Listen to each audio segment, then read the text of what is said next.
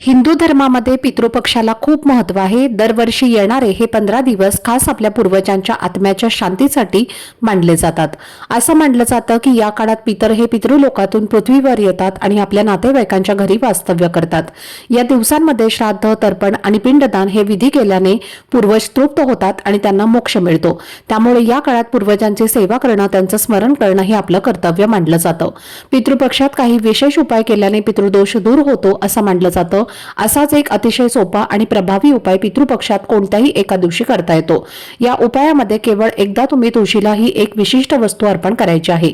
हा उपाय केल्याने तुमच्यावर असलेला पितृदोष कमी होतो, घरातील अडचणी दूर होतात, पती, मुलं आणि घराची सर्वांगीण प्रगती होते। तर हा उपाय नेमका कसा करायचा आहे, केव्हा करायचा आहे आणि कोणती वस्तू तुळशीला अर्पण करायची आहे याबद्दलची सविस्तर माहिती जाणून घेण्यासाठी खाली दिलेल्या लिंकवरती क्लिक करा, म्हणजे योग्य ती माहिती तुमच्यापर्यंत पोहोचेल।